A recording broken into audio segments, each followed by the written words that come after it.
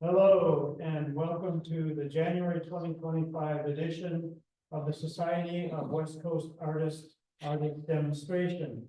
My name is Jim Stanger, and I am the president of the San Francisco chapter of the Society of West Coast Artists. We are a membership-based organization. We have no employees. Everyone here volunteers. We have our own gallery where you can display your art if you are a member. So we encourage those of you out there who are watching this demo, if you're not a member, please join.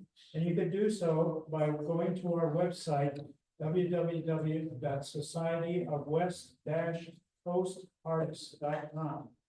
And now I'd like to introduce to you our January demonstration artist, Michael Rodman. Michael is going to be painting a San Francisco cityscape in oil. Michael Rodman started painting full-time in 1995. He painted landscapes outdoors and plein air in the style of the Society of Six. Michael received his AA degree in fine art oil painting in 2002. He continued his studies at the Academy of Art University and has attended dozens of painting workshops. Michael is an active member of the Artisan Guild of San Francisco. He has been exhibiting and selling his work in San Francisco at various outdoor locations since 2003. In 2013, Michael started teaching an adult oil painting class at Mission Blue Center in Brisbane, California. Michael's website is www.rodmanart.com. That's RODMANART.com. And now I'd like to welcome Michael. Thanks, Jim. And thank you guys for coming in. So today we're going to do a San Francisco cityscape.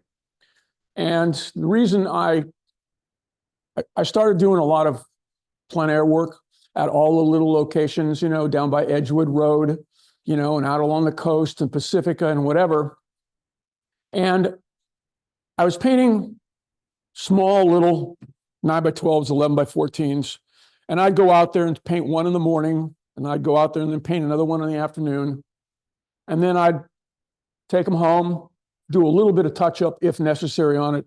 And then I would basically show them with the Artist Guild of San Francisco, which right now is looking for members. So if anybody is interested in being an art showing with us, we sell our work to the public. We have a sweetheart deal with the city of San Francisco Park and Rec Department.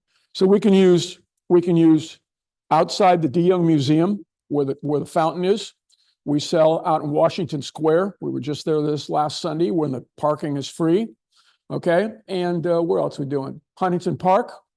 And that's pretty much it. That's pretty much it. We used to sell a lot at Union Square, but times have changed downtown. You know, they really have. Tourism's not what it used to be down there. So anyway, that's what I did. Fast forward about, I don't know, 10 years or so, I'm still doing landscape work and whatever, but now all of a sudden there's a lot of other plein air painters. Plein air is now something that isn't new now. I mean, and we're starting to go to the same schools.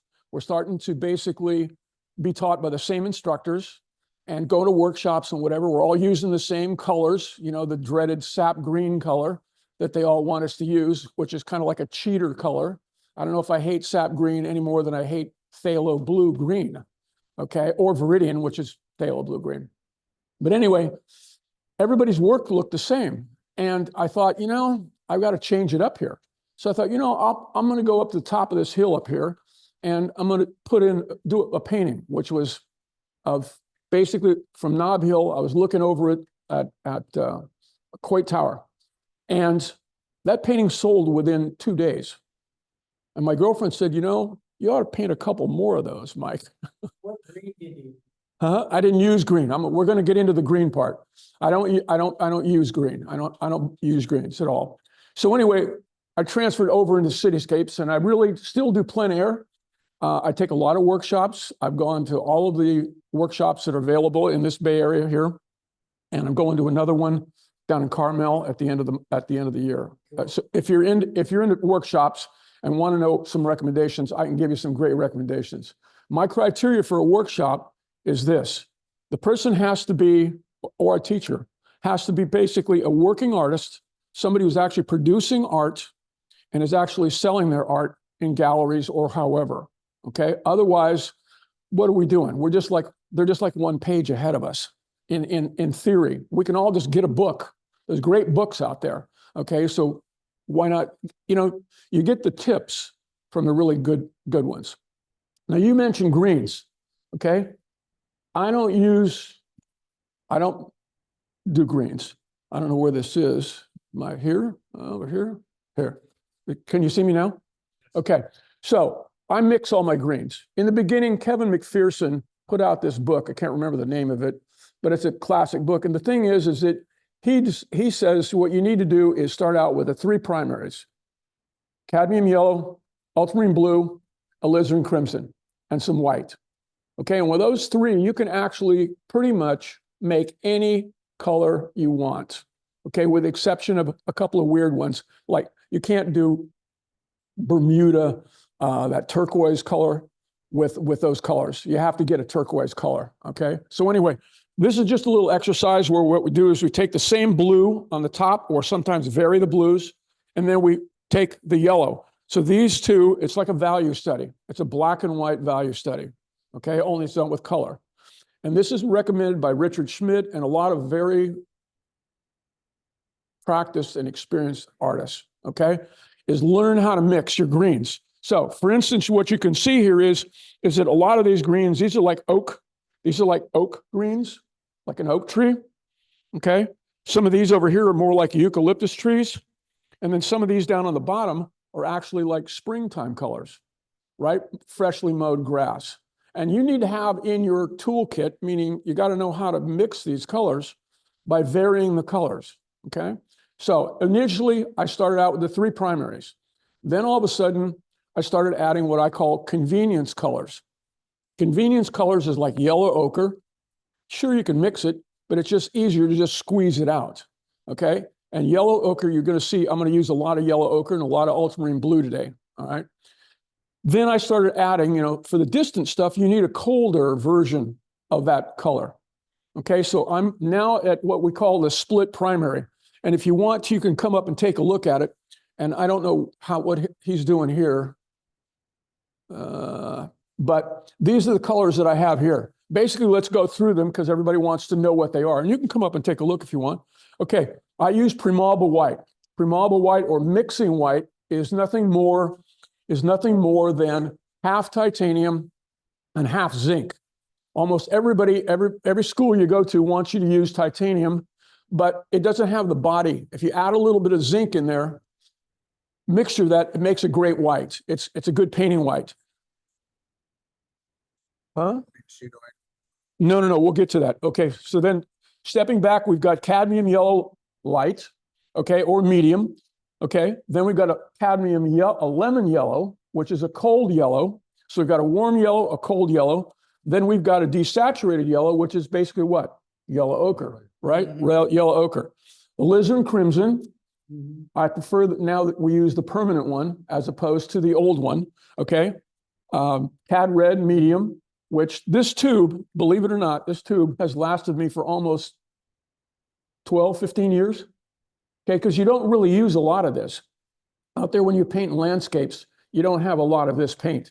I'm going to use it for the taillights, okay? So that's what you can use it. You can also use it to dull down your greens if you want, okay? Cerulean blue is a cold blue, expensive, but well worth it, okay? I highly recommend, if you're only using ultramarine blue, I highly recommend you consider buying yourself as a present some cerulean blue. Okay, this is a cool blue, and I'll show you how we're going to use that. Then we got the standard ultramarine blue.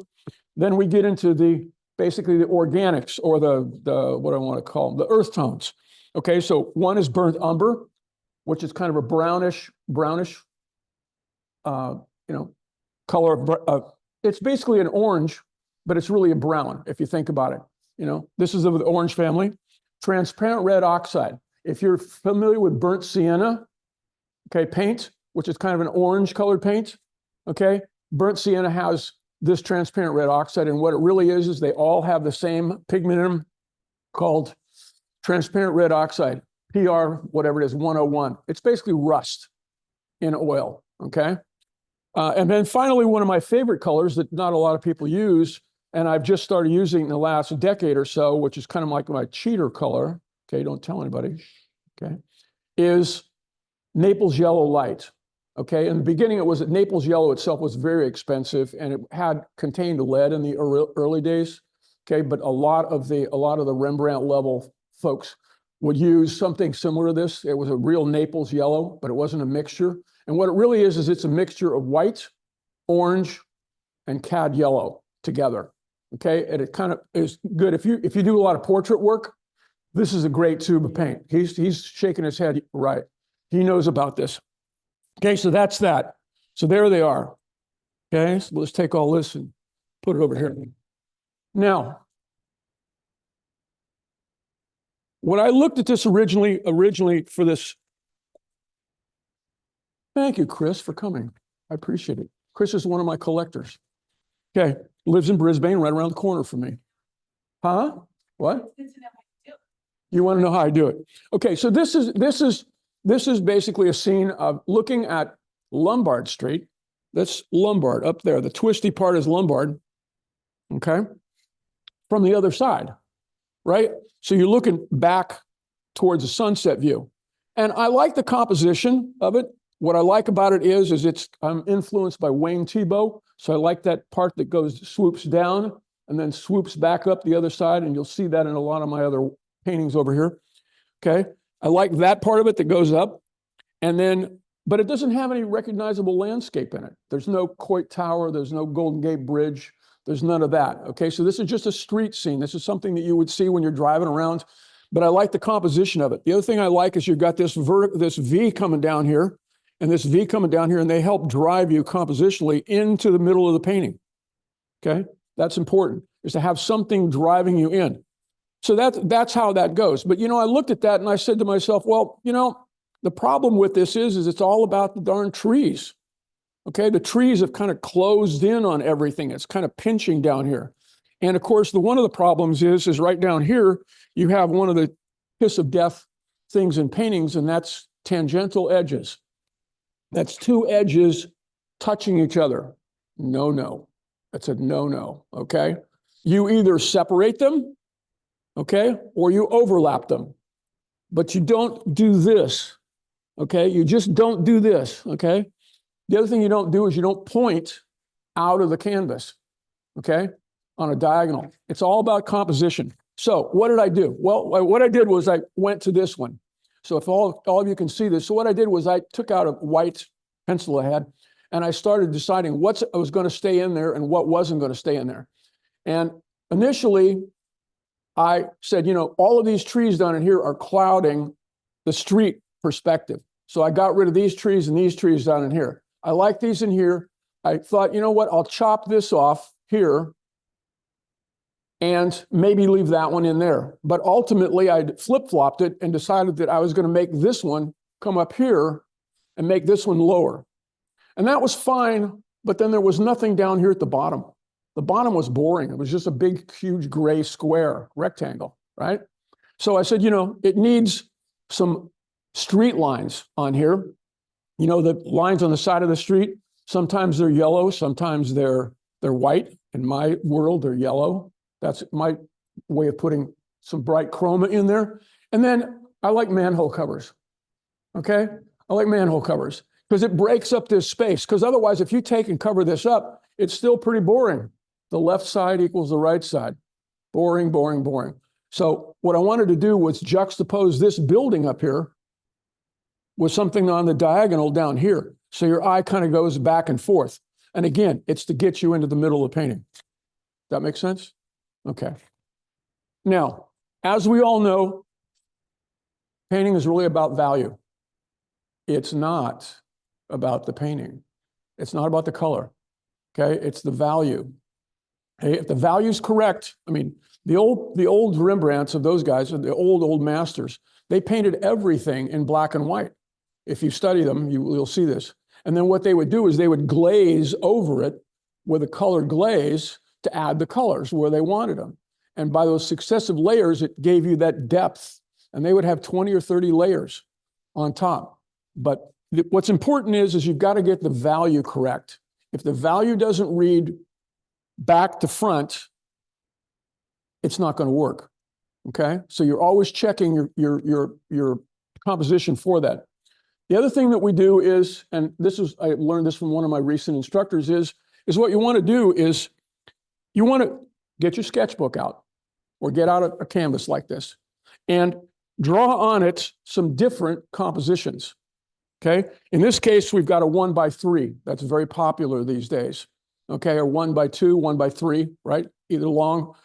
Okay, a traditional is more 3x4, right? 9x12, 16x20, 11x14. Okay, and this is a 1x2. But I already knew that I was going to paint this painting, and I already knew the size canvas I wanted, so I went with a traditional. So this is a 6x8 painting. Okay. And what the instructor recommended doing was you pick the composition that you like, sketch it out in your sketchbook, and then take a little extra time to make it just a little bit better. And then you use this and a combination of what you're looking at and this to paint this smaller painting. Now, I didn't do this, Chris, when I was painting your stuff. I didn't go through all these steps. But what I find is, here's the deal. If it works on an 6x8, and you solve all the problems here, when you move to the bigger canvas, you don't have to think about it because you can use this as your study.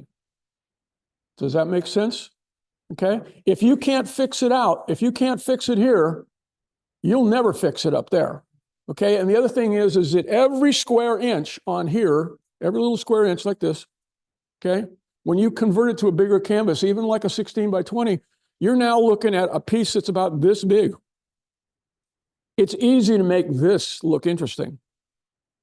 You got to really work to fill in this space all over the canvas because you can't just have areas that have nothing going on, right? It's all got to look pretty good. So you work out your problems here, and then you use this to go to the top. So these are a couple of examples of the ones I've done. And this is out in Montera, and this is at Crystal Springs Reservoir. Okay? So we're going to get to this. Now, this took me about, I'd say, a good hour to sketch this out. And what I do is I use a grid system, a 4x4 grid system, middle and then half again, middle, half again. Some of these I've covered up. I got one here, and one down here somewhere. These normally, when I would put them on with wet paint, I make a purple color, alizarin and ultramarine blue. And the reason I do that is I want to put everything in with all the darks. I want to put them in, or at least sketch them with the darker color. I want to be able to have that in the shadow area of the color, okay, and leave a little bit of it showing. Two colors, and I sketch the whole thing in. Because this is a cityscape, there's a lot of perspective that has to be done. So you can't, I draw it. You'll see, we'll get there. We'll get there. Okay, so the idea is, now, if I were doing this outdoors and this is still wet, I would wipe these off up here. Okay, anything that wasn't going to be covered up with paint, I'd wipe these off. But obviously, it was drying overnight. So what do we use? We use two things, either liquid, or if you're into solvent issues, is Gamblin's called solvent-free gel. This is what I recommend as a medium. Okay, it's a little more liquidy, but it doesn't have the toxic fumes that liquid does. I love liquid, but I only use it outdoors. Okay, that and odorless paint thinner, outdoors only, or way well ventilated in the house. I would never use that. So this is now the new way you do it. And in my class, we use solvent-free gel, and we use basically safflower oils or walnut oil. Okay, that's the new way you do it to keep the toxicity out and the fumes. Because otherwise, in a room, even something as big as this, after a couple of hours, because they're odorless paint thinner, you don't really know what's happening, and you end up inhaling all that, and you end up with a headache. It's not good for you. It's not good. Okay, so the next part is I want this painting to dry fairly quick. So what I'm going to do is I'm going to mix some of this liquid, or in this case, the gel. I'm going to mix this gel inside of my white, okay? And somehow I ended up with yellow. I don't know how that happened. I know the edge of my palette knife got this yellow.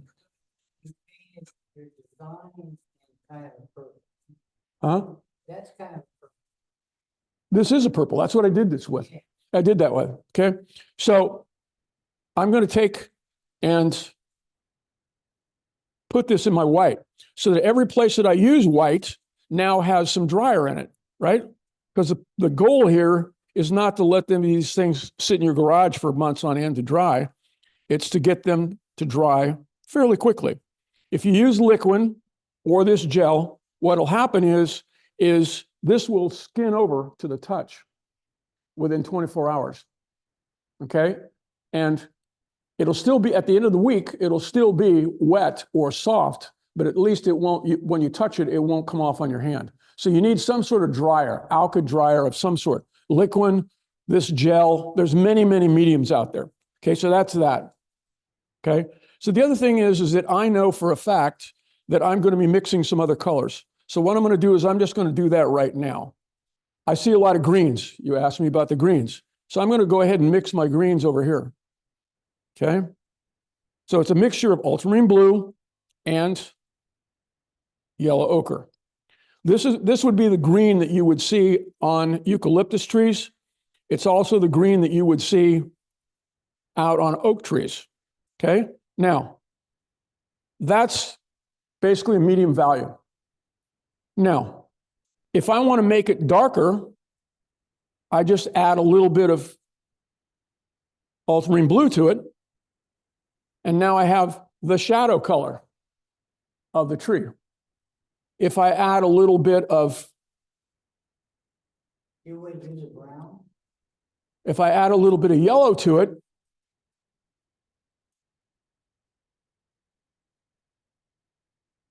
and of course, okay, I have the highlight color. So we've got highlight, middle tone, mid value, and shadow color, right? So think of that in your mind when you're mixing your paints, okay? Because you might as well just mix them now, okay? So get to the idea, because now I've got the color, so at least I know what the value ranges are going to be, okay? So there's that. Now, this up in here is going to be kind of a purpley gray color, okay? So here's another trick, okay? I don't have black on my palette at all, okay? A lot of portrait people use black. Okay, and I've been taught by many instructors to use black, but I prefer not to use black. I prefer to mix my own black. Okay, so how do I do that? I take burnt umber, which is really an orange, which has red and yellow in it, right? And then I mix it's the other primary, which is ultramarine blue. I mix the two of these together. Okay. So right now I've got this dark mass. I don't really know what it is. It's kind of it's not a jet black, but it's pretty darn black. And I don't know what it's going to be. So what you do is, the trick is you add a little bit of white to it, just a touch of white. And then you look at your mixture. Okay, and you ask yourself, is it still a neutral black or a neutral color, or is it too warm or too cool, right? If it's too warm, oh, okay. I have to go out and feed the meter. So come on up. Anyway, what you do is you can take brown, huh? Yeah, why don't you, well, let me just take a second. You want to stop for a moment? How are we going to do this? They would only let me put 2 hours in the meter. Huh? You can just pause it for a moment.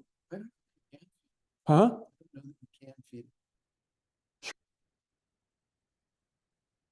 So we've got the greens mixed. We've got that. So where are we at right now? Where we're at is we've got to try to do, what are we going to do for this up in here, this in here, and this down in here? That's obviously a gray, which is really black with white, right? And black, as I mentioned, I made it out of yellow. I made it out of burnt umber and ultramarine blue. Okay. So now, if I want to make it a little on the purple side, all I do is just I add more white to it and put a touch, and I mean a touch, of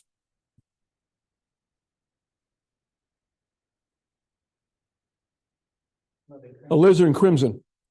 Okay, and now we've got a purple because I've already got the blue in there. Okay, so that gives me that, and maybe just a touch more of the blue, and I've got the color that I want for up in here. Okay, so those are my colors. So now I've got the black, I've got the gray for the street, I've got the green, I've got this in here. What am I going to do with the sky? Well, I'm going to make the sky a happy, pretty sky. So here we go.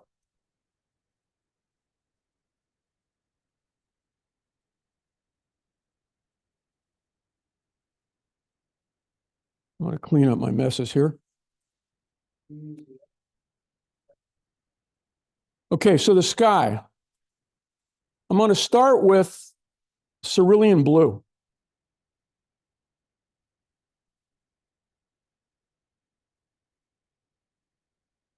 Okay, cerulean blue on the cooler side. Yeah, that's okay. Okay, and basically, I'm just going to, what the heck's going on here? Tighten everything up.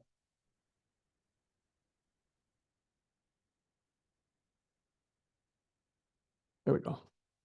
Okay, so I'm just going to basically cover this canvas. It's going to be bouncing around a little bit here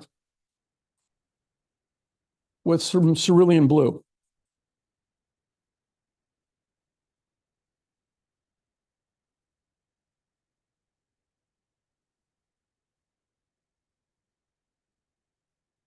Now, the sky, if you go out and look at it outdoors and you look straight up, it's going to be bluer above your head than it is down near the horizon. Okay? Sort of like the ocean kind of a situation. And the reason is that as it gets down closer to the horizon, you've got more moisture in the air. And in this case, we've also got the fires, smoke and haze, okay, that are part of it. But as it goes up, it gets darker. So I'm going to try and mimic that a little bit in here. Not a lot, but just enough to give me the hint of what's going on.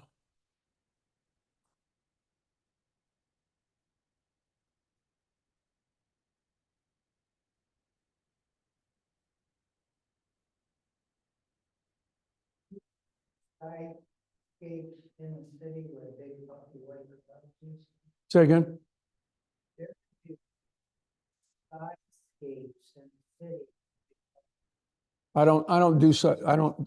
not familiar with skyscapes. So, okay, so I'm going to put this in here. Okay, I almost got most of it in here.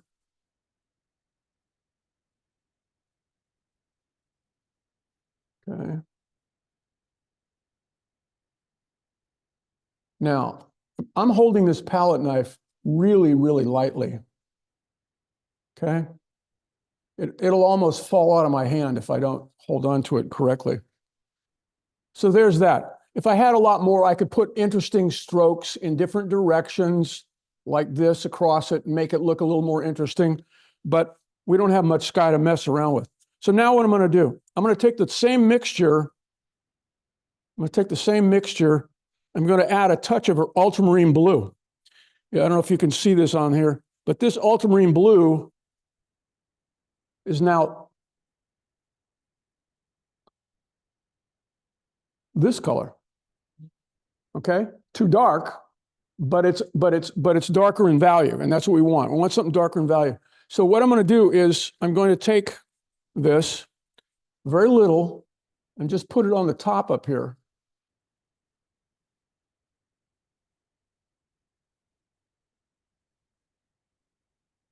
And then what I'm going to do is I'm just going to bring this stuff from the bottom up into it. To try, now what am I doing? I'm blending. Now, yeah, you could do this with a brush. And if I was a brush painter, and I am a brush painter from sometimes, okay?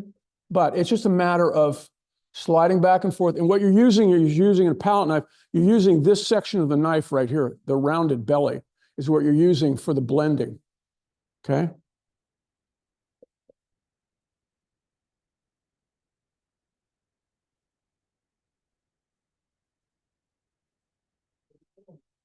Okay? So it kind of almost makes this look like mist or fog or whatever. Okay. Now, if this was a lot bigger canvas, the other thing that I would do is I would take the same color as this and then add a touch of the magic color. Okay. The Naples yellow. And why is that? Well, most around the California where we are, San Francisco, if you go out and you look at the sky, okay, it starts out darker purple on the purpley blue side. Then it gets down to the cold blue, which is basically cerulean blue, okay? But down near the horizon level where it meets the land, particularly if you're doing Golden Hills of California, right? That land is this color, okay? Dry straw color, blonde hair color. And what it's doing is it's reflecting the color of the sky, of the color of the land up into the sky. So there's that little extra section in there that really makes a big difference. Okay, so if you're painting paintings, ultramarine blue, cerulean with a touch of Naples yellow, makes a great painting. Makes a great painting. Okay, little trick. I learned that probably 10 years ago. Didn't do that before. Just made it all one color. That was just it. Okay, now, what else? Okay, so I'm going to go ahead and do this section here, okay, which is the road. And Chris, you weren't here, but this is Lombard Street. The crisscross of Lombard. This is the part with the twisty part at the top. And then from there down is the regular one. So I know my back is to you, but I'm going to just try and put in this. Now, when I look at it, it looks like it's a little bit on the dark side. It's got to be lighter and cooler the further away things are. Okay, they have to be lighter and cooler, meaning bluer. Okay? And the reason is because you've got a lot of atmosphere between you and what you're looking at.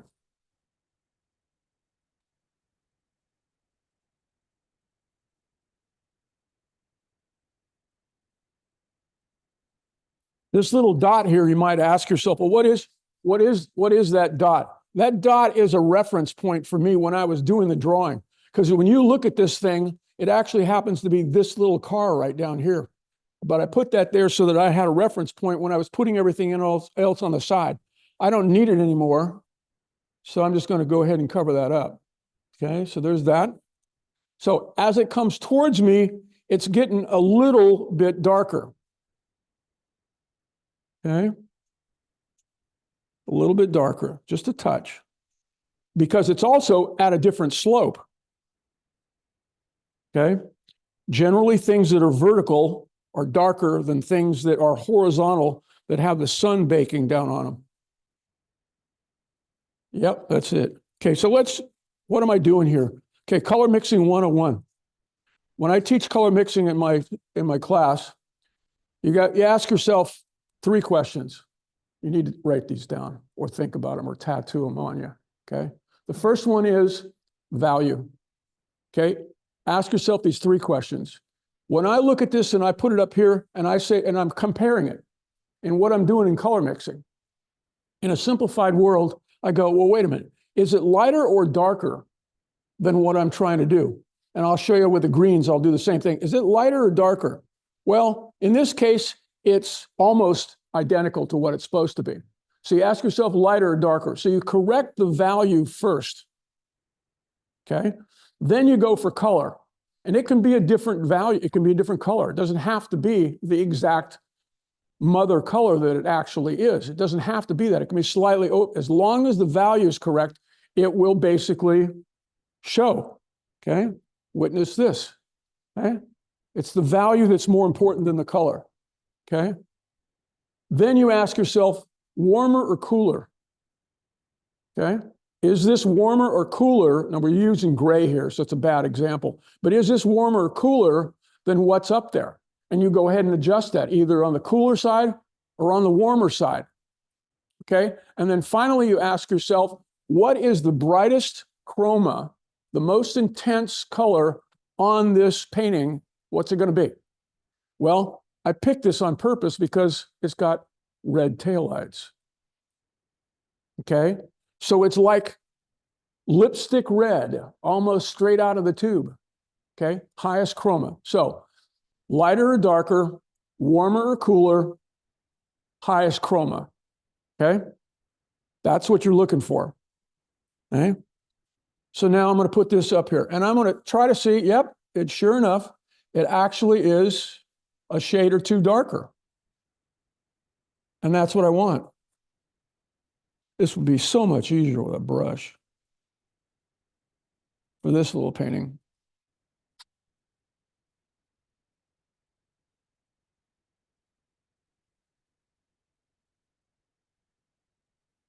Okay. Now, these are going to be green, these are going to be green. We got all this stuff up in here. What is that? That's actually just a bunch of grays, different colored grays. So I'm going to mix up a gray color.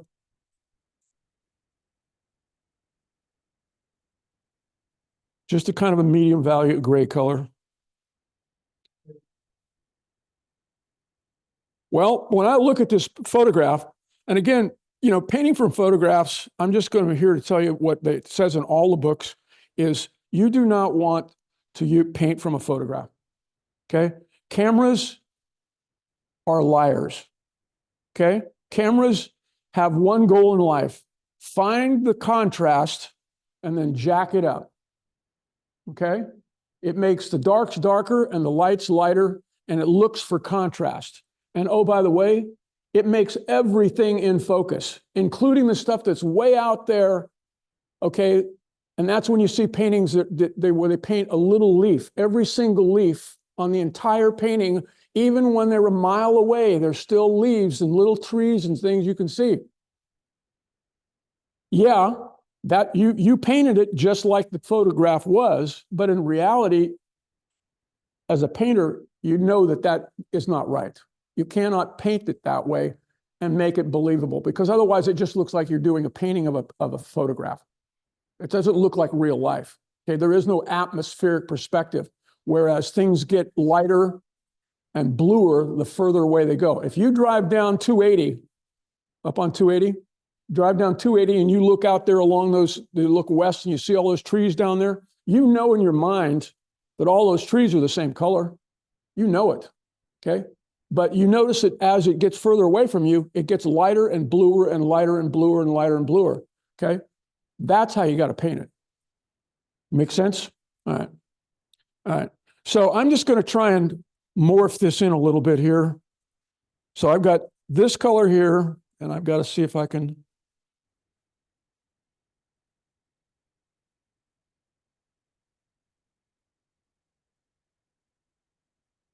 What I got here. Now, this is kind of a silhouette painting. If you think about it, this is a silhouette against the light color. So we're going to have to be a little bit darker in value. Well, we're there. We're getting there. And then it's kind of on the purple side. So that's alizarin crimson. Yeah, there we go.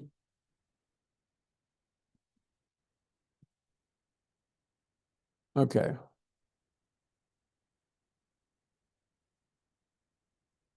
This is where you need nerves of steel. Okay, steady hand. I don't know what I'm going to do once I get a little older and I start shaking like everybody else does.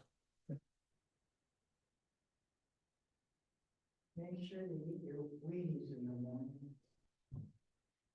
Okay, I'm not painting, I'm purposely not painting where the trees are. So it's dark there,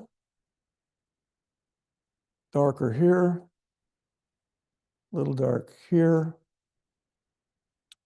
Okay, that's a tree. Let's see, I got some of that darkness down here. What do I got going on over here? I got some here. Okay, generally what you want to do is you want to paint the darks first and then put the lights on top of them as a highlight, if that makes any sense. Okay. Not the other way around.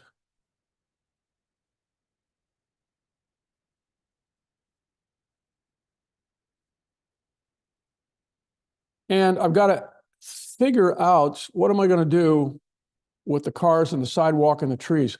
I can't possibly paint everything that's in there.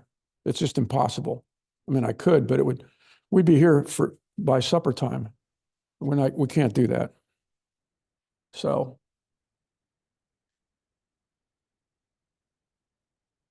Okay, so I'm just going to try and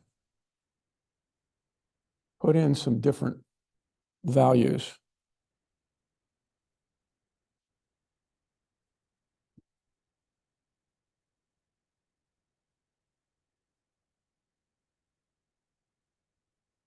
And folks, I'm just making this up. Okay? I'm just making it up. Okay, what I'm doing is I'm just giving you a taste of what is out there. If you try to reproduce each and every building in their accurate colors, okay, you're going to drive yourself nuts. Okay, it just doesn't work that way. Okay, so again, I'm just kind of random. This is where abstract painting comes in handy. Okay, so there's a little layer. Now this guy here is actually lighter in color. Okay, stick right here. Okay, so there's some there. There's some over here. And I don't want any detail out there. I'm not going for detail. Okay, and then I'm just going to take and kind of put some more.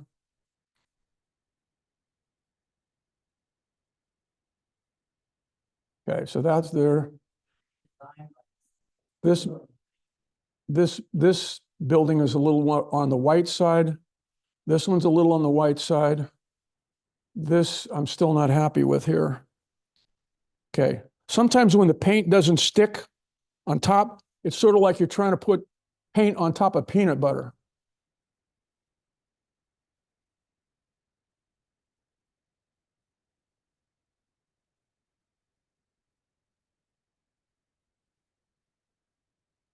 Okay, there's that. You got that. Got a little over here. I'm just trying to make things a little more interesting. Okay, this is that. This comes down here. Okay, that's on the light side. Now, the other beauty of having the palette knife is I can also just load up the side of the knife. Okay, when you want to do light, what you do is you just basically clean the knife off. If you want to do like wires or whatever, you clean the knife off and you drag this thing through the paint. So you only have a little paint on the edge of your palette. Make sense? Okay.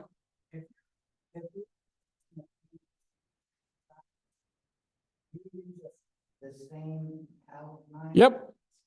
Yep. That's one thing that I decided was when I first started out, you know, people say, well, you just use a bigger knife. Well, yeah, if I'm going to do a 3 foot by 4 foot painting, sure. I'm going to use a palette knife that's about 3 inches long because I got to mix a lot of paint, you know, and you're not going to be able to do it with this. This is about a 2.5 inch one. I also have one that's about that much shorter. Okay. But this is the knife no matter what size the painting is, even if it's the top of a cigar box, I'm going to paint it with this knife. So it's using one rough. It's just knowing how to use the surfaces on the knife. Okay, where to put whatever, where to load it. Do you load it on the left? Do you load it on the right? How do you do that? Okay, so the other thing is too, so in answer to your question, no, I just use a single knife. And what I want to do here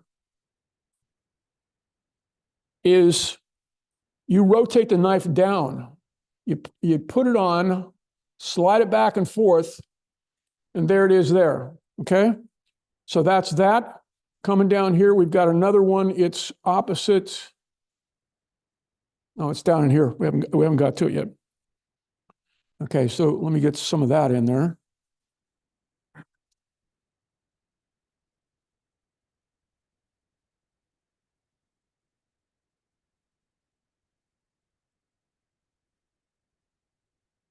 Okay, there's that.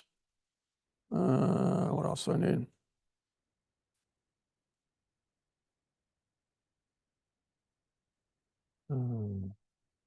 Here, there.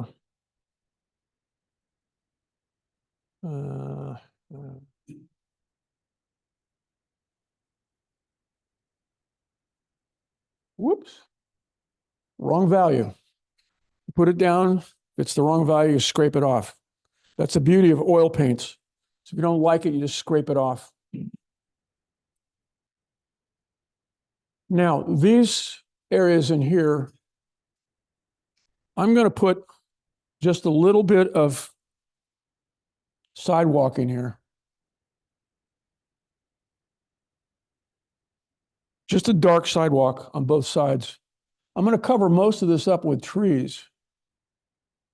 But the problem is if I don't cover everything with a tree, then what am I looking at? I'm looking at this other mess that's in here. Okay. Happy little accident that I don't want. Okay, get rid of that. Okay, there's that. There's that. And then again, down here, there's white street lines. There, in here. Okay, what have I got here? That's just that. That's just that. Okay. Now, time to cover the big stuff. Okay, I don't know if is everybody happy with what's going on here? So, later on you can fuss around with this and you can put some highlights in like that, a stroke like that, another stroke like that. You can start mixing this up, add a few floors in here, whatever. Okay, but again, I like this the way it was. So I'm just going to drag that back down. Okay. Now, I need more white.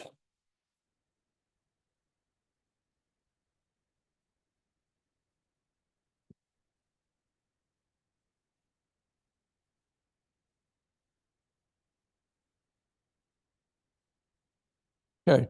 The other trick is don't put out a small amount of paint. Okay. When you lay your paints out, notice how much paint I've got. I'm probably not going to use even a third of this, but I don't want to have to stop the rhythm and reload the paint. Okay. So don't be parsimonious with the paint. Okay. What I want you to do as a painter is I want you to paint as if you own the paint company. Okay. Just squeeze it out. Squeeze it out. Okay. So now, right now, I've got a big mess down here. So now it's time to clean up the real estate. I scrape all that off and put it there. I scrape this off, put that there. This blue sky stuff here, I don't need this anymore for the time being. So I'm going to move it up here. Okay.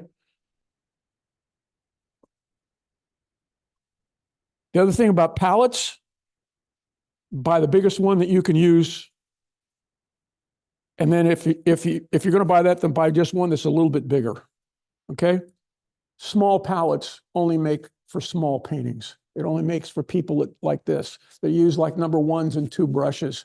Okay? Get yourself a decent palette at home. I've got a piece of glass that was out on the side of the road. You know, a lot of people are throwing away these stereo equipment things that used to have glass shelves on them, and it's smoked glass. It's kind of a gray color glass. If you can get a gray piece of glass about this big by about like that, that's a pallet. Okay, that's a pallet. Because then you could put the stuff across the back of it on glass, and when you're done at the end of the day, you take saran wrap and you just put a big thing of saran wrap on the top. Okay, tap it down lightly around the outside to seal off the air. Perfect, works perfect. You can clean it up with alcohol and a razor blade. And I'll show you how I do that on this at the end of the season. So now what I'm going to do is buff. Okay, clean the spirit and buff the area, because I don't want these mixtures to get involved in what else. I need real estate. Okay, I need real estate down here. This is my plein air setup. You're looking at what I use outdoors. Okay, so now we got to start messing with the okay. We got to do the greens. Okay, so that tree there doesn't exist. Okay, that one there. Okay, I've already gotten rid of it. Okay, so what am I doing now? Okay, I'm putting down, the goal now is to cover the canvas. Cover the canvas. So I'm going to start with the darkest color. And the reason I'm going to do that is I'm going to put the highlights on top. Now, from a compositional standpoint, there's a little tiny house over here with a red tile roof. I like the looks of that. And so I made it bigger. I made 2 parts to it. And I'm going to use transparent red oxide, which is kind of like an orange color. And that's going to be one of my high chroma colors.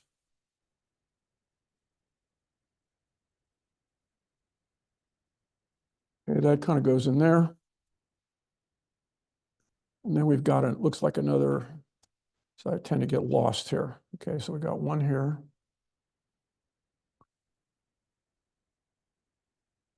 Now, if you had a brush, this would go a lot faster. Okay, there's that building.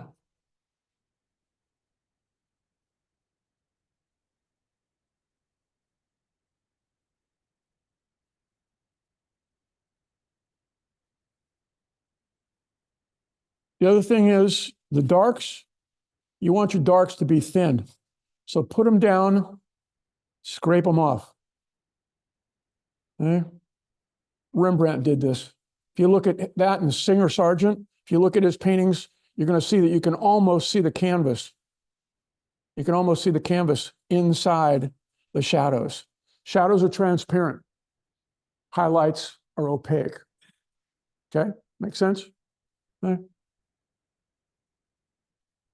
Now we got this car down here. I got another little car in here. Okay. And what did I do? I think I have it. Did I use a different one? Yeah. This was actually the revised one. I'll put that up here. No wonder it didn't look the same. Okay. One of the other things you need to know as an artist is where's the sun coming from? Okay. Sun's coming this way. Okay. And the reason I know that is because I look at the shadows. You look at the direction of the shadows and where they are, and it'll tell you if you were to basically draw a line out, that's where the sun's coming from. Okay. So I put that arrow up there just to demonstrate to you guys where the sun is coming from. This is the more revised one. This section I chopped off. That section I chopped off. Okay, what happened there? Okay, so it's time to mix some more greens. Boom. Okay, so my go-to mixture for greens is ultramarine blue and yellow ochre, desaturated yellow. Okay, so even if I just put some of that on there, it's just slightly lighter. Okay, so I'm just going to darken it up slightly.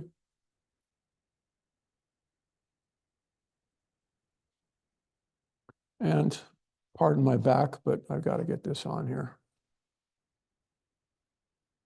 Okay, the goal in this demo is to get this thing covered completely in the hour and a half that we've got. I got to get rolling here.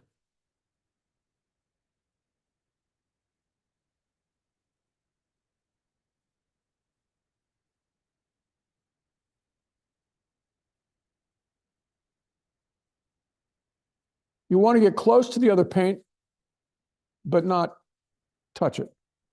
That's the goal. Okay, there's that. I'm going to add a little bit more blue.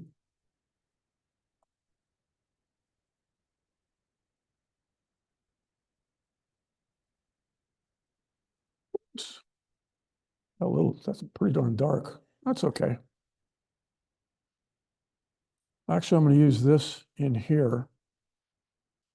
And I'm going to put the lighter color on top of it.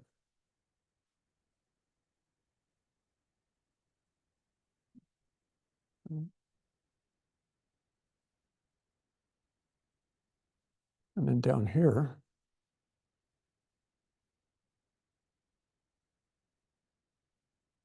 Now, none of this is really going to make any sense until we start putting the highlights on. Okay. I've drawn them out with a white pencil to kind of show you the overall shape. And when you're painting, like Monet used to say, okay, don't think about things. Don't think about tree. And then in your head, paint tree. Okay? Think of it as things of shape. You know, I've got a little shape here that's this shape or whatever. I got this shape here. Okay? And yeah, it's a bunch of trees. But if you paint from up here, the problem is that you will not be looking over there. You know, this is in lieu of standing out there and looking there.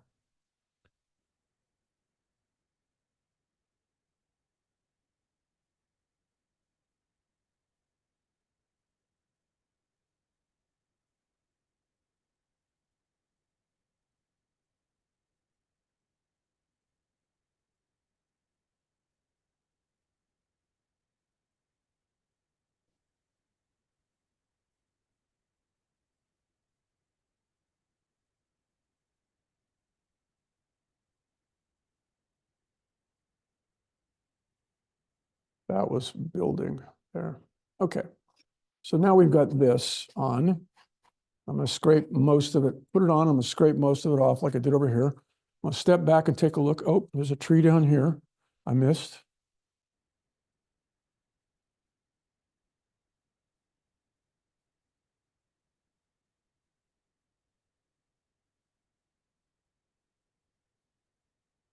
And there's another tree there. Okay, so that shape goes that way. This goes this way. And sometimes I talk to myself when I'm putting these things in here. Okay. So that shape is there. That shape is there. Okay. That's that. That's that. Those are the trunks. Don't care about that right now. Okay. And here, I'm going to try to put a little bit of the rounded part in.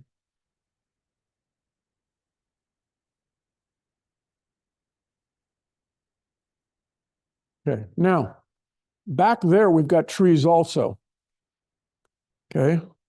Now comes the tricky part. Those trees back there in the distance are going to be cooler than the trees here. Cooler in temperature. Okay, so you could mix cerulean blue and lemon yellow, but unfortunately, you got this weird color. Right? It doesn't really mix, it doesn't match anything. What, it's like tube green. It's like buying paint out of a tube that's called green. It doesn't really matter. It doesn't fit anywhere here. So you got to stay harmonious. Okay. So that's not going to work. Just to show you that that wouldn't work. So now what I'm going to do is I'm going to basically take this mixture, which is here, and I want to add some highlights here. So now let's just see if we can just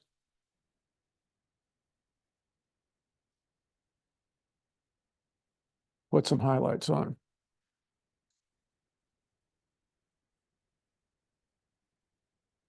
And all of a sudden,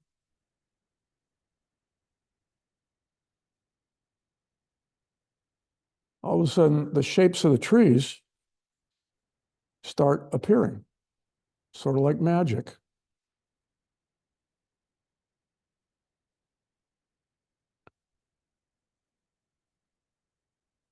Knowing the light's coming from the upper right-hand side, or upper left side,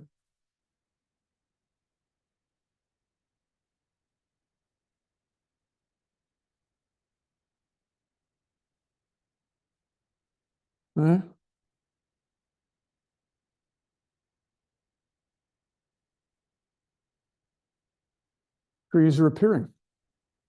Okay. Now, make them appear even more.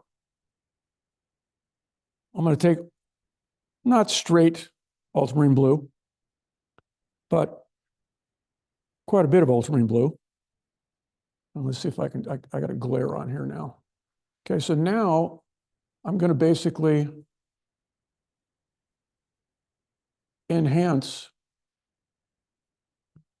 the darkness.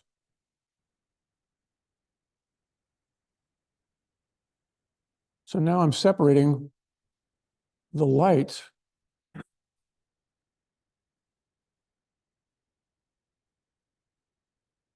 and while I'm at it, what the heck, let's throw in some, make some indications of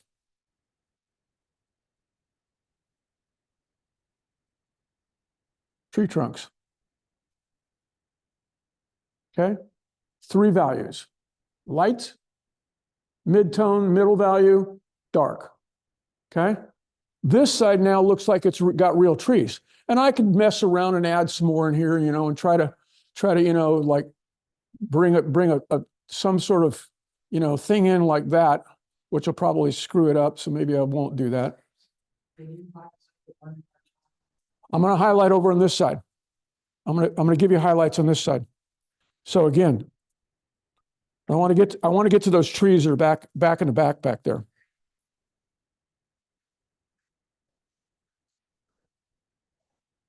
You mean yellow ochre itself? No.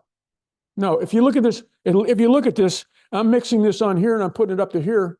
It's a little bit too light. So I can add a little more yellow ochre. I mean, not yellow ochre. I can add a little bit more of the highlight color. And now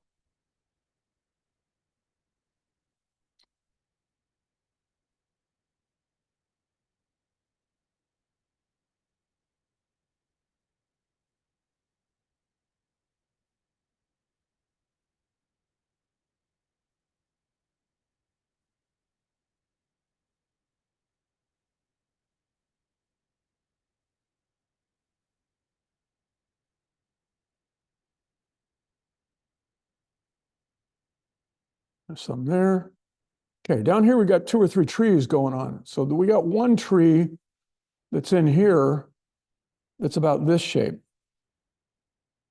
And it's sitting against the tree behind. Got one there. And then I got another one peeking out down here. And it's not enough. So I'm gonna pump them up. Just bear with me.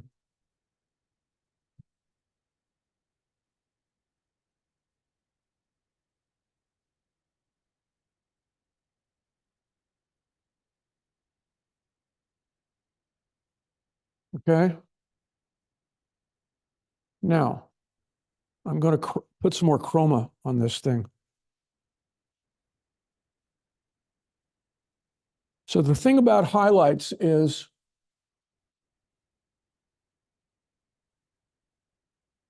I'm sneaking up on the value here. I think I'm going to make this into 2 trees instead of one big mass.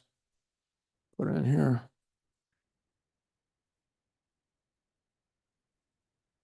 There's that. You're adjusting for my palette? Yeah, because all the magic really is happening in here. This is okay, but what's more important is what's happening down on the palette. Okay, so there's that, and I don't know, it just looks like my gut tells me something needs to be in here. I don't know what it is, but okay, just whatever. And we want it generally darker down here, so lighter up there. Darker down here, lighter up there. And you notice I'm sneaking up on these highlights here.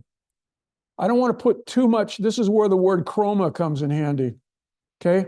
I don't want to make it too much difference in value.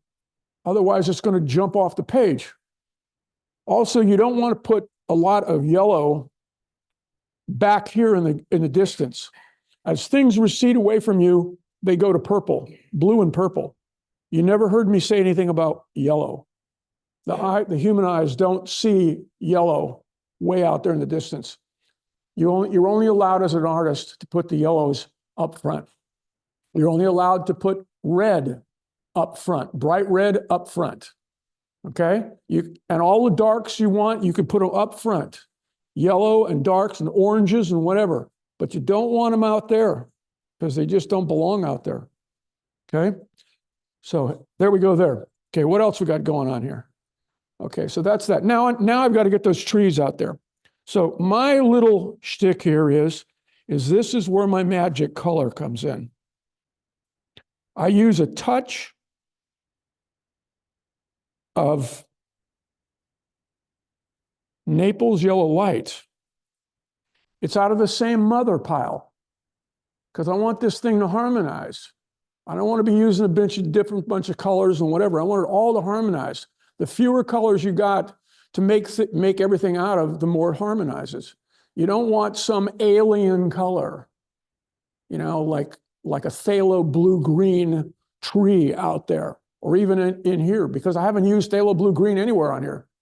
So it all has to be from the same mother color. So now, let me see what I can do.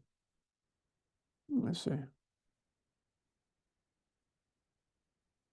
Okay, that's probably going to be the highlight color. That is too light to be the dark one. So what I'm going to do is the same deal. If you're watching there, I've got the highlight and I've got the dark color. So I'm going to take the dark color, which is actually, though, it's lighter.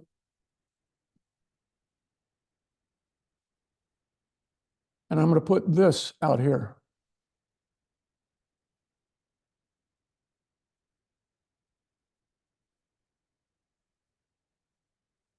Okay, it's a muted value.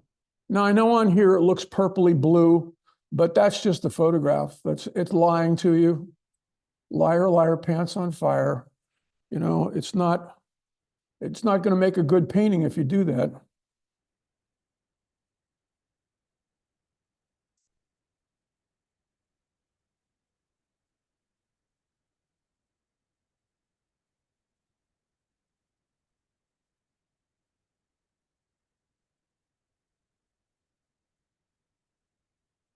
Now, I know for a fact that there's trees in here. So I'm just going to add some in here. I'm making it up, folks. Okay? Yes, I'm using this as a reference over here. But I'm not a slave to that thing. Okay? The other thing is I'm purposely making it different. When you paint, two things side by side, your mind mentally cancels them out. So you don't want things ever painted parallel to one another. They got to have some sort of an angle difference between them. Because if you put two things, it looks like a column, like what, the White House with the columns out on the colonnades. They cancel each other out. You don't want to do that. So there's that. And then we know some trees are there's going to be a tree. Now I'm playing Johnny Appleseed. I'm planting trees along here. And the ones on the bottom are going to be slightly bigger than the ones on the top. Okay. And now I'm going to go in with the highlight color. Okay. The highlight color is nothing more than a lighter shade. Very subtle. Still not light enough, Michael. Need a little bit more of this.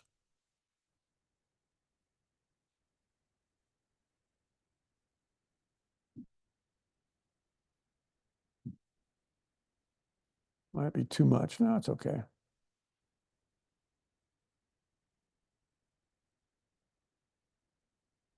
Okay.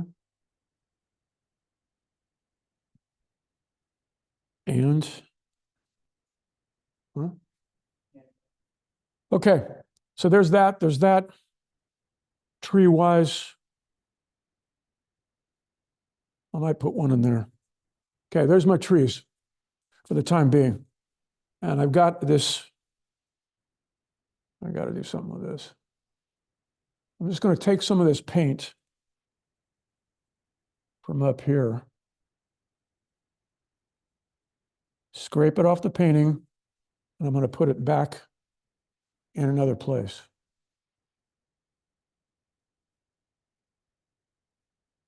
Okay. I'm going to scrape some of this dark from here and put it in. Whoops.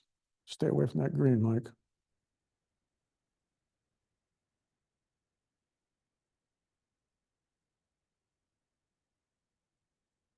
I'm going to leave a little bit of that underpainting showing, but not by much.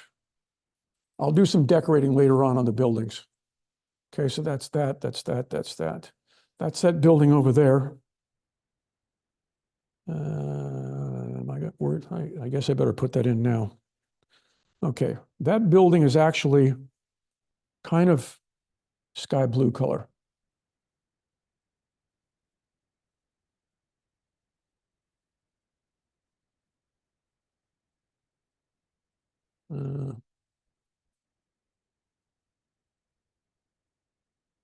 It's kind of in the shade because it's facing us.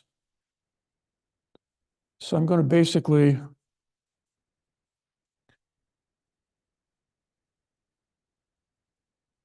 want to maintain the shadow color of this building. So what am I doing? I'm using the sky colors. Again, harmonizing. Possibly use a small Painting knife? Sure, you can if you want. You can to do the whatever, the detail? Yeah. Maybe not.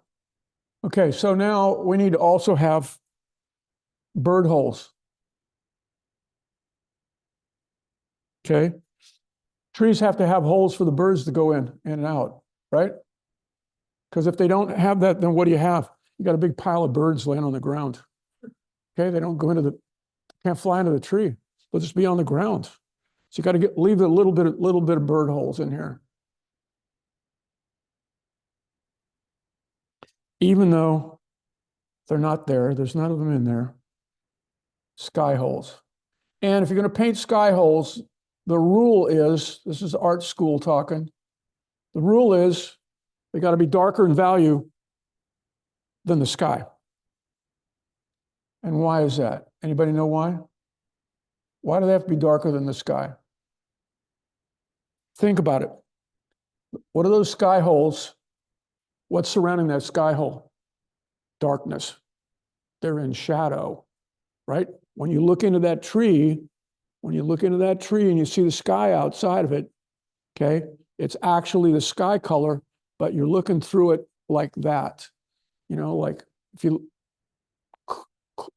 close down the aperture on what you're looking at, it's a darker color, okay? So you can't use the exact same value. It has to be slightly darker, FYI. Just thought I'd mention that, okay? Now, there's that, and then we're going to use, I don't know if I can get away with this. I'll come back to that. I'll leave it red. There's that. Okay, that's that. Okay, so now I'm trying to, I don't like this one. I like this one.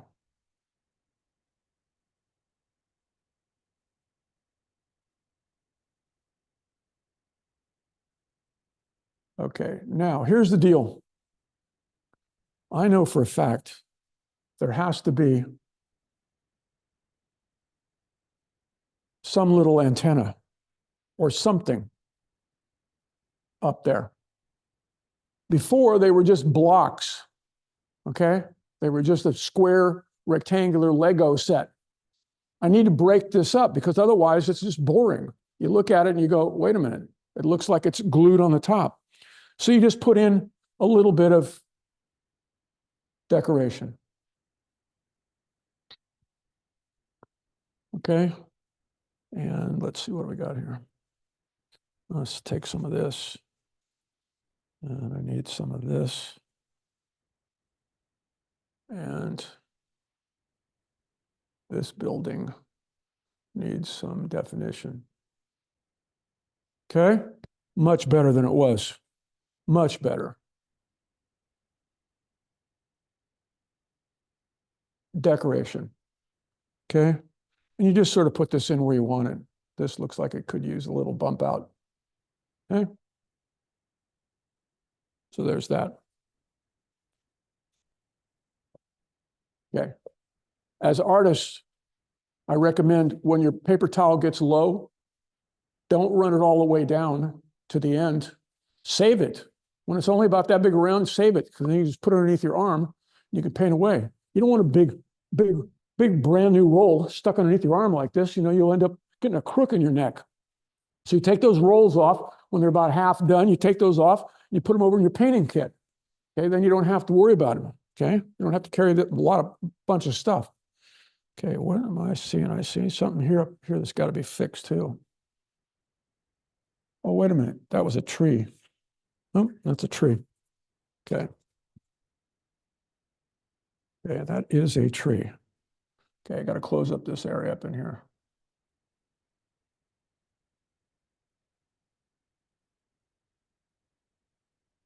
There's that. Okay. Okay. Okay, the top of that's looking good. What the heck happened here? Oh, that's another tree. So you have to put in some of these trees. The reason I'm saying this is because if you don't put in some vegetation out here, like there's a tree growing in somebody's backyard, if you don't break it up with a little bit of tree action, it doesn't look real. Okay? Okay. So add a little tree there, put a little tree over here. This is just begging for a tree right here. Random. Don't want to do too much. Okay? And then you can always take, basically the thing and put it back in underneath it. Put the building underneath it. Okay? I may have overdone that. Take a little off. Take a little off. Don't mess with it, Mike. Okay. There's that. This is here. I'm going to straighten out this tree and give it a little feathering on the edges. You don't want them just to be round popcorn, like little lollipop trees. They got to interact with the stuff that's above it. So this is where the tip of your knife becomes your friend. So now it's called edge control. Okay, I'm softening up the edges of all of these trees so they look like they're actually part of the actual landscape, particularly up in the sky area. You want to soften all this area. And as the tree gets higher and higher, right, there's more and more light coming in through the tree. That's where the sky holes go. They go all the way up on the top. Rarely are there any sky holes down below, okay, because most of the time the tree is already filled out. You don't see any sky holes in here. You don't see any in here. You don't see any up in here. You see a little bit of the distant one of this. You see a little bit of this building, one of these little buildings out in here peeking through. If you wanted to get crazy, but it doesn't look like it belongs. I'm going to take it away. Okay, where are we at? Looking good. All right, now, this is going to be easy. So now it comes the fun part. Okay, now I got to do something with this. Okay, what is that? Okay, I've got to do something with. Oh, that's a bright color. I don't know where I can use that. I don't like that. Get rid of that thing. Okay, it's the beauty of a knife. Don't have to worry about cleaning these brushes at the end of the day. Okay, so I need to put in a little of this diagonal.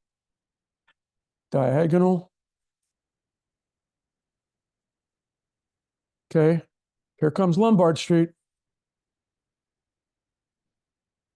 It's coming.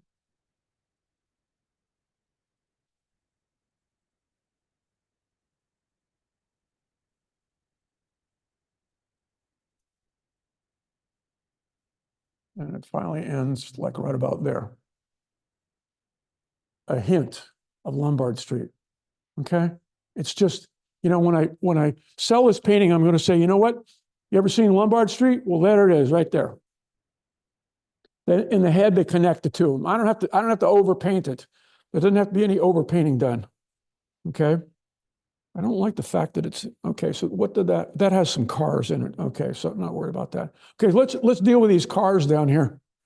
Actually, I want to finish this top part. Okay, so what is that? There's that. There's some of that. There's some of this. Okay, so watch out, because here we go. Okay, I want this. Okay, what am I using? I'm using transparent red oxide for those of you out there in TV land. Okay, I'm using transparent red oxide, which is nothing more than iron ore rust. Okay, that's been ground up and put into a tube, and they charge you $8 to $10 for that rust. Okay, and it makes Spanish tiles color, the roof of a Spanish tiles. Transparent red oxide, PB 101, I believe it's called, in layman's, in technical terms. So there's one there.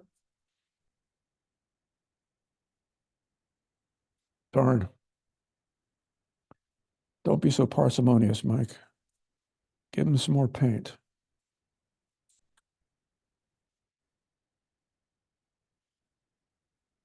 You burnt sienna or something like that. This is burnt sienna.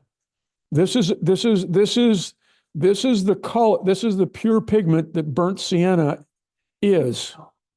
Okay, that's what it's made out of. It's made out of this stuff here.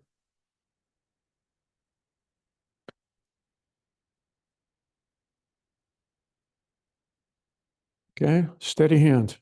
Takes a steady hand. Sometimes you can put your hand over this way also.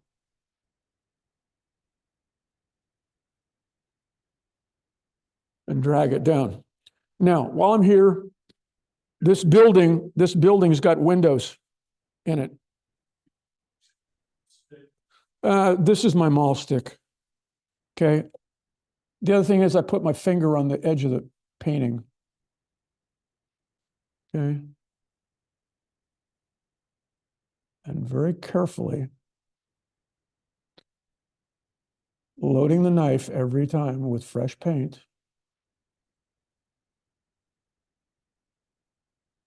I put in the windows. And then there might be a graduation.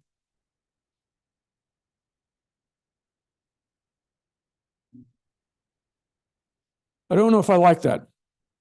I think it detracts. I think it detracts. Because you stare at it. Right now, the problem is it's a lighter light. It's a lighter light sitting next to a darker dark. Kiss of death. Automatically, your eye goes to it. I don't want that to be the focal point. So I'm just going to mute it down.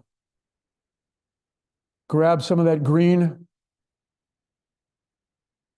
And who knows? I may just take it out completely and just go back with trees.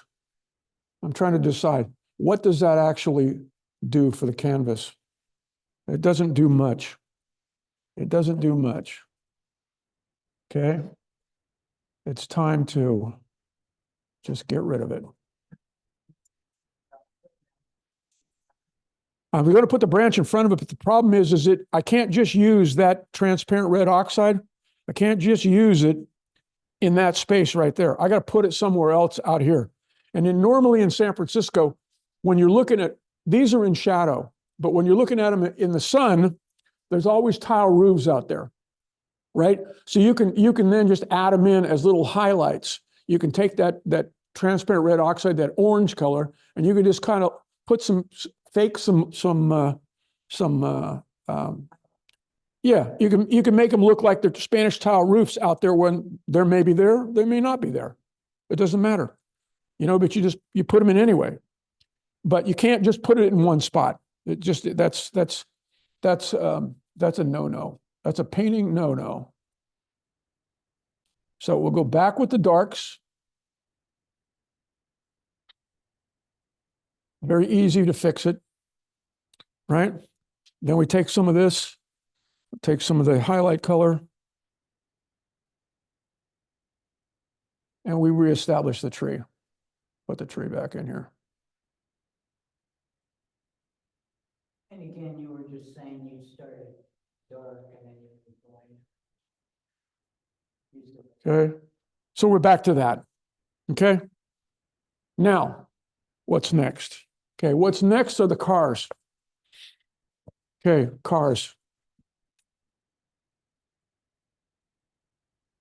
Okay, so again, I use the black. I mix up the black. I'm going to make quite a bit of it now because I need the black for the gray down in the street. And I need it for the cars. And my magic goo I've run out of. Okay.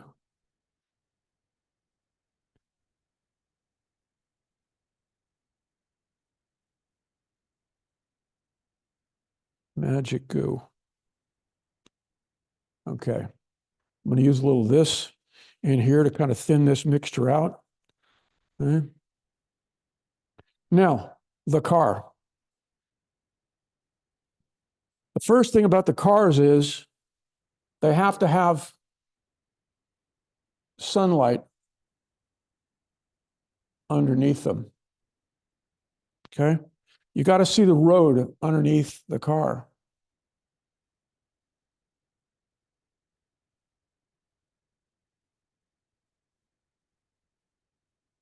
So we want to put the road underneath it. Okay? Like that. And it looks like I missed some of this over here. Okay. Now, the car itself, I'm just loading the tip of the knife. Only the tip. Not the whole knife, just the tip. Okay? This is, in effect, a smaller knife, right? I'm just only using the edge of it. And what I'm going to do is I'm going to put these guys in here. Most of my cars look like SUVs. This is how the sleeve ends up looking like this. Okay, this is how it looks. You end up sticking your arm in it to maul stick it, no, whatever. Okay, so you have to be careful. So I get down here.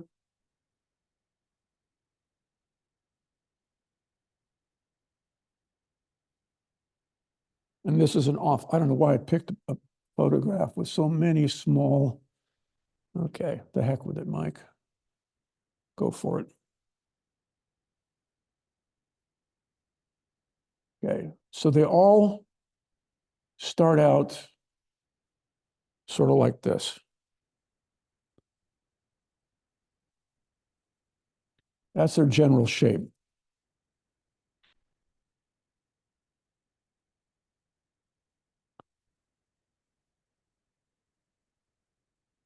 Okay.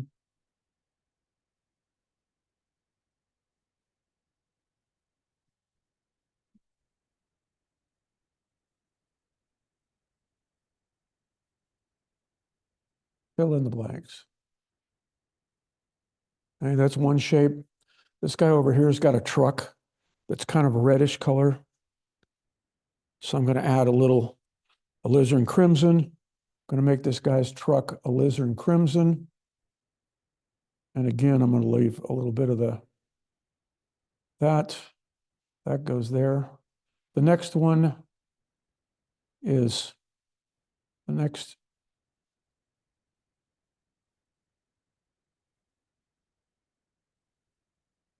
The next one is silver. So that's, in my mind, that's gray. Okay. See if I can do this without putting my arm in the paint again.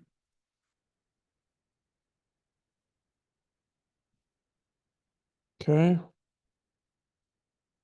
The next one's kind of a white color, but it can't be pure white. You can't use pure white on your painting anywhere, ever. Never, never, never.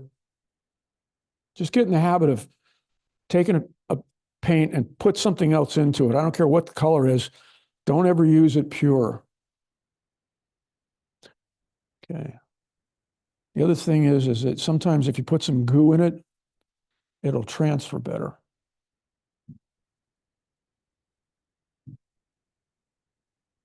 See, now we got the problem is we got paint on to paint. Okay, there's that. Okay, and then what color is this guy? This guy is more of a, we're going to make him kind of brownish color.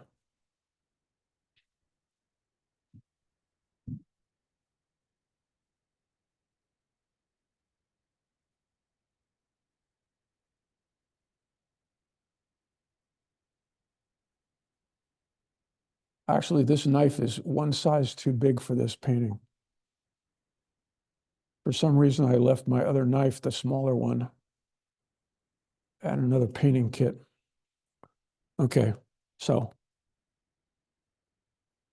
there's the cars, so to speak. Now we've got to go with the highlights. It's all about the highlights. Okay, the top of the car. This car is coming at us. It's going to have a little bit of a curve to it. The front hood. Okay, I'm using the sky color.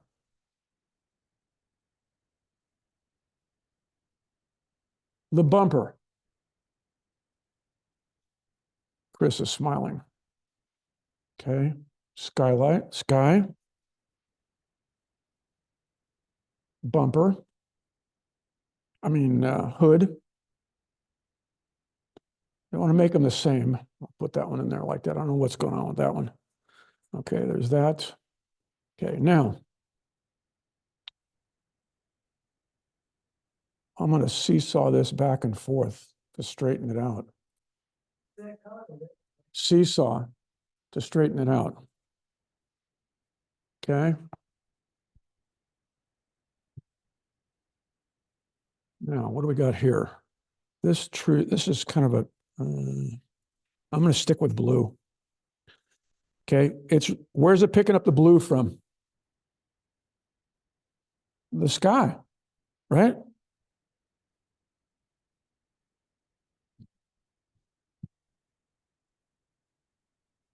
And if you really want to get tricky,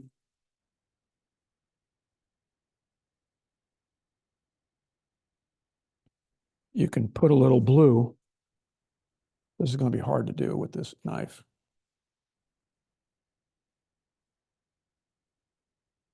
Maybe I won't do it. Okay. And then, of course, there's always the rear view mirror. Okay. And then my favorite little trick is, you don't see it so much here, but in the silhouette in these cars, you got the rear view mirror going out on either side of the car. Okay. Well, that didn't work, Mike. Okay. What else we got? Now, this is more of a brown. I'm going to go darker. Okay, so these cars are going away from me, so they can't be that light in value. They have to be darker.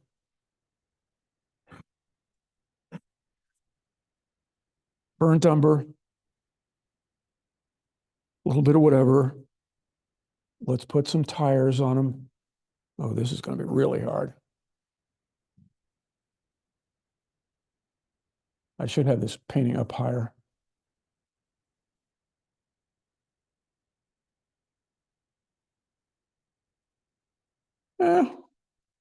Not the best car in the world. Okay. What do I got here? It's more.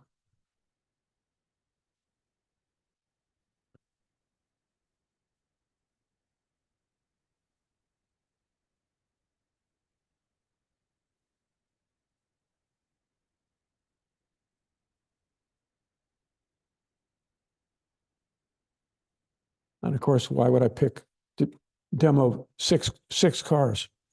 Why not just one car, Mike? Why did I do that? Why did I?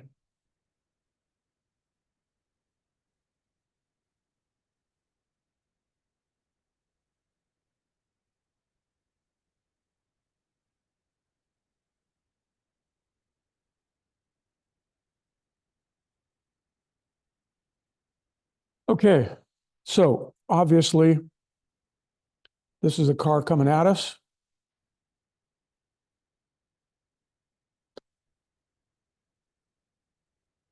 Okay, this is where goo helps. If you can't get it to stick, you got to add goo. Okay, it's light over whatever.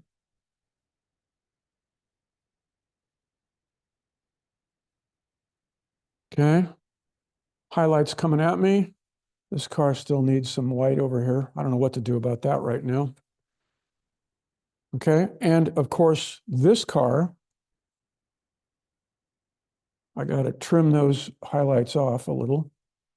This car's going away from me. So guess what color they be? Red. Again, goo.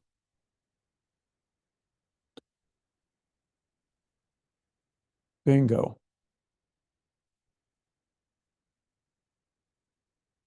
Bingo.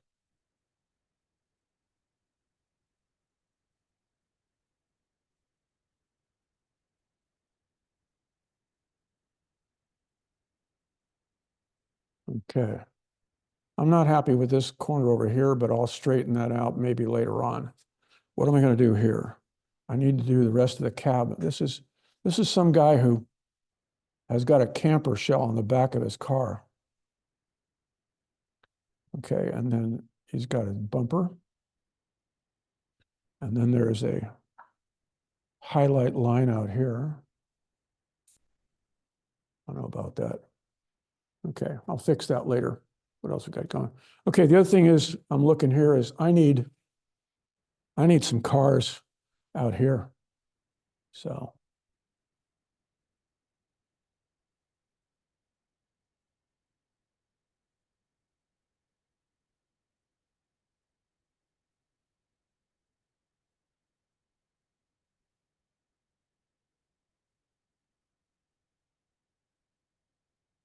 And it looks like I need, okay, so we got cars there. Got to have cars coming down here.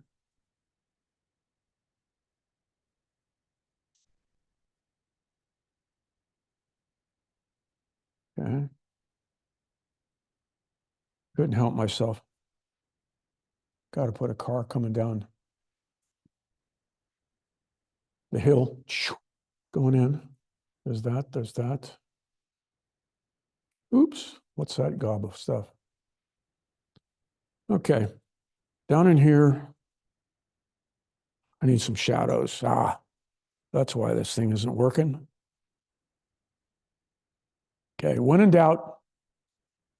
Okay, when I went to the academy in San Francisco, when it became big time, when they became, big smarty pants, started buying up all of San Francisco during the recession at cheap prices. And they took the tuition and went from, let's say, $1,100 or $1,200 a class to $3,000 a class. $3,000. So I went to this one class, true story. Carolyn Mayer was the instructor. I liked her work. So I bought a couple of her paintings when they were cheap. And basically, I went to the academy, and it was how to paint large. Okay, you start out with a 3-foot by 4-foot canvas. You got one of those canvases. She's got one hanging in her house.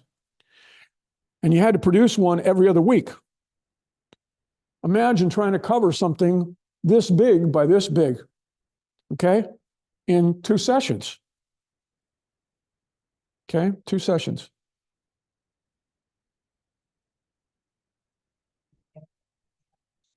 Yeah, you got to cover the whole canvas. Yeah, the whole canvas has got to cover. So you'd start one on one day at 9 o'clock in the morning, and you'd paint until 5 o'clock at night with a 1-hour lunch. And then you would take it home, work on it, maybe not. Anyway, the reason I'm bringing all this up is Carolyn would come over and she'd look at the painting. She goes, put some purple on it, Mike. Put some purple on it. I go, well, why? She goes, well, because purple and green look good together. Okay, there's something about the color mixture of the two. So why not do that? I said, okay, fine.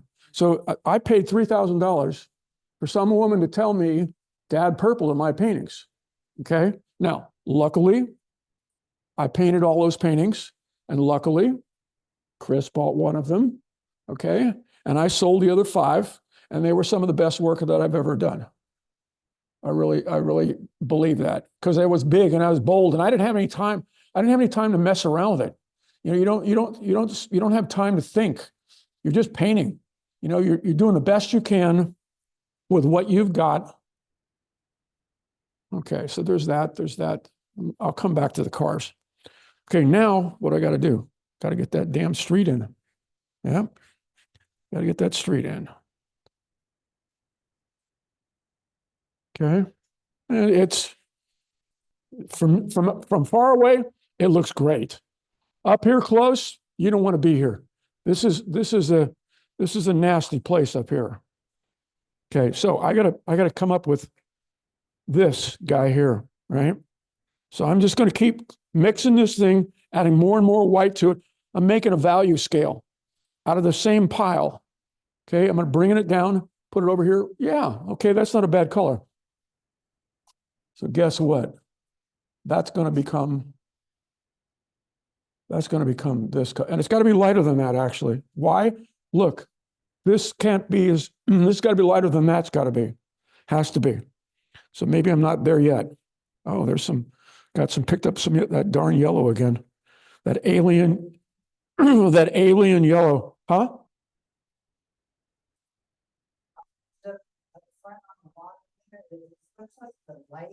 Oh, it's kind of pink. It's kind of pinky over here and whatever. No, that's my Epson printer.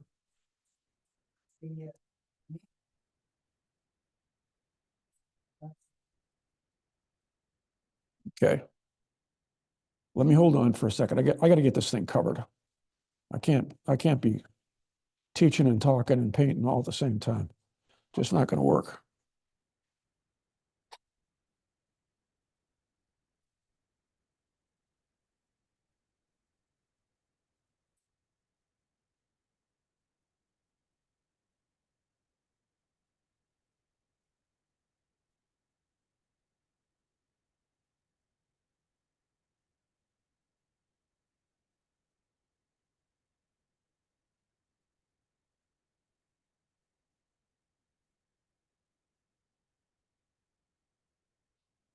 Get it on there. Come on, get it on there.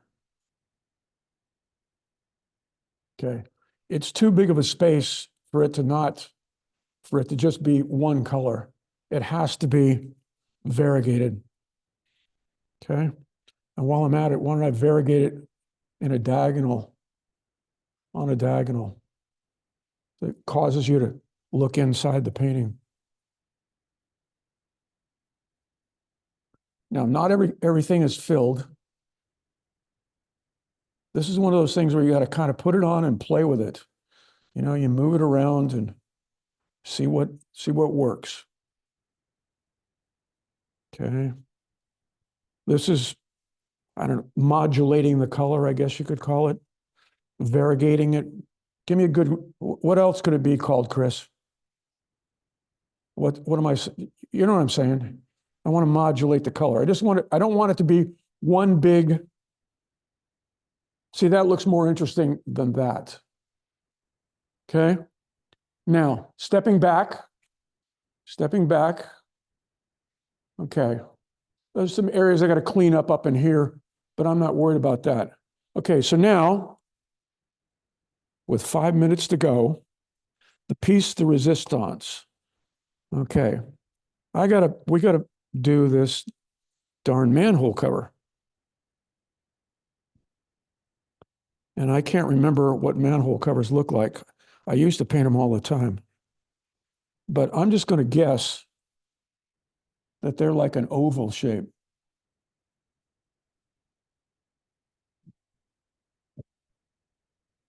Out here. Okay. And then I'm just going to try to put another little shape in the middle of it. And if I remember right, they had some sort of crisscross thing going on in the middle. I don't know. This may not work. I may have to scrape this off. Yeah. Manhole. I deem it a manhole cover. You are now a manhole cover. Now,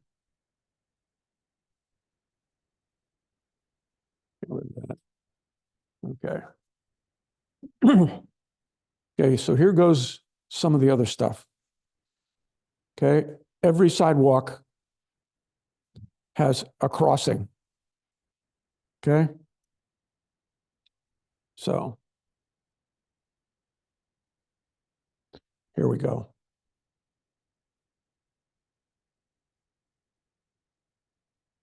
One stroke.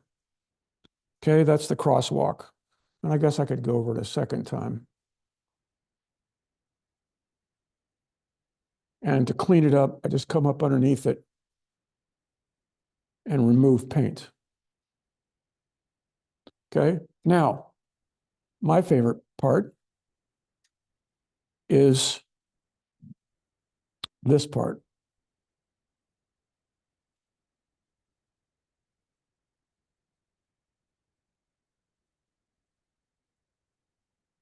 Little too orange, Mike.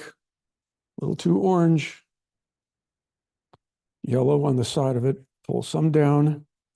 Pull some of this down. Pull some here. Yep, that's about right. Add some goo.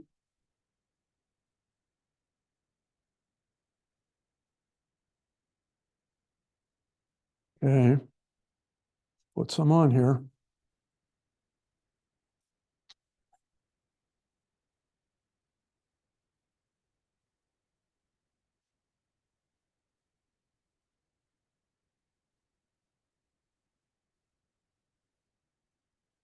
It's a perspective thing.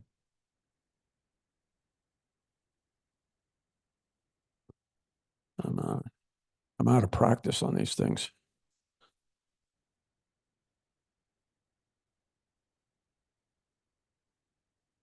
There we go. Much better.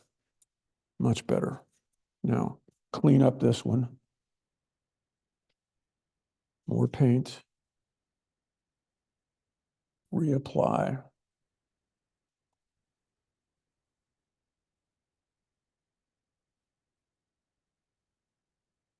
Okay. And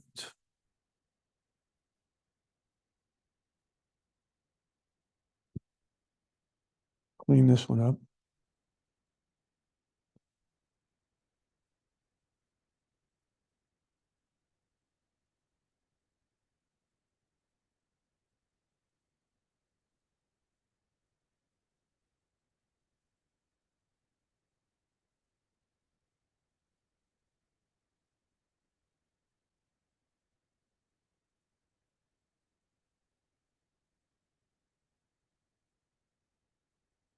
Step back.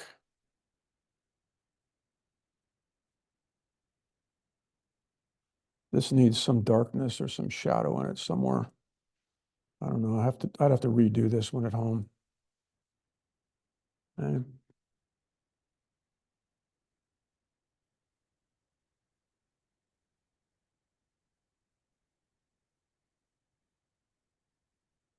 Okay, so let me ask you a question. Manhole cover? No manhole cover. Manhole cover?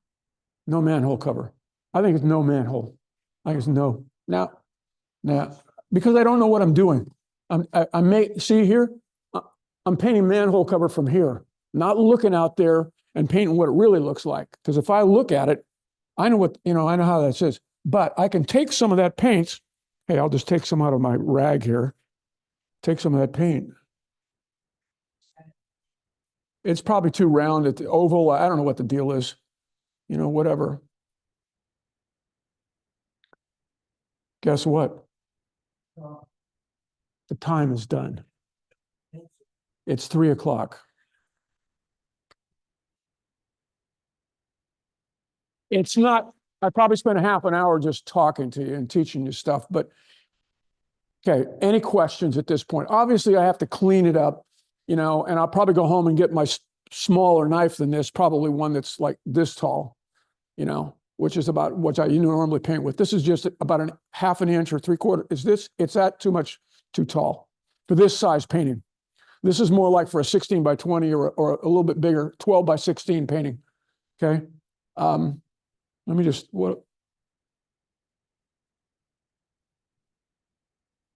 yeah. The other thing I don't like is I don't like these 2 trees up here.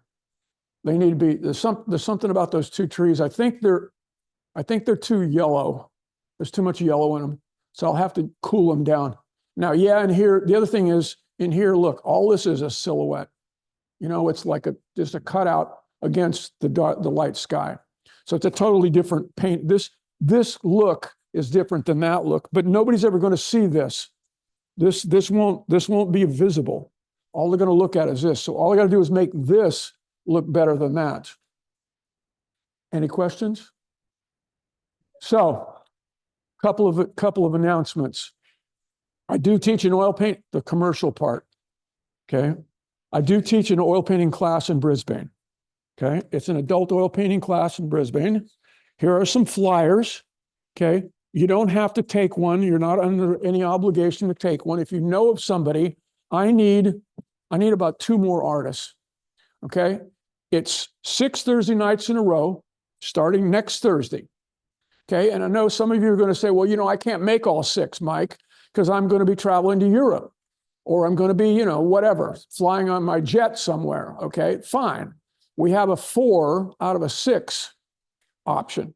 So you pay for 4 at a reduced price than the 6th, and you can pick any 4 out of the 6. So you can, if you're going to be gone for a week and a half or whatever. So that's that. But I do need 2 more people. So if you know of anybody that wants to learn how to become a painter or a better painter than they already are, and know how to, practice making all these scales, learn how to make, 25 different greens out of 2 tubes of paint or 3 tubes of paint. I've got some business cards up here. If you want to get in touch with me, here's something you can add your name to. That's one of my original oil paintings right there. Okay, looking down Hyde Street. Okay, Aquatic Park, Hyde Street Pier. That's the Norwegian consulate, where if you, at 2 or 3 o'clock in the afternoon, you can actually go there for tea and biscuits or whatever they serve. This is Hyde Street going down where the cable car goes down. Notice the yellow or the orange out in the middle. This is now a park over here. There's a reservoir underneath this, and they made it into a park. This one here is a couple streets over. This used to be called the Top of the Hill Market. And of course, what makes this one is the red cab. Okay, the red cab, red, red, red. That was actually there when I painted it. So a lot of my compositions are out in the middle of the street and the sidewalk. So what I do is I take my camera, stand on the sidewalk, take a picture, move over, take another picture until I frame it, until I get it exactly framed with my camera, exactly cropped the way I want it. Okay, looking to try to put something important, on that 1/3 line routine, like the old masters did. Okay, and once I know what I have, once I've got the picture that I want, it's usually the last one in the series. That's the one that I use for the painting. So this is Wayne Thiebaud-esque type stuff. I like that looking down. This one here, like I said, is you've got Alcatraz, and then you've got Angel Island out here. Here's a really good example of modulating. Okay, that's an original oil painting. It runs $5.95. This happens to be a print of a very popular painting that I had, part of a limited edition. I'm making G-clays now of some of the more popular paintings. And this one we're here right now, it runs $3.95. So if you're interested. And the prints, $20 a piece. All you can eat. That's it. Thank you for coming. Thank you for coming. Thank you for coming. Thank you. Did you have fun? Yeah. You learned something? Yeah. Good. What'd you take away? Yeah. Yeah. So the idea of just things get further. Right.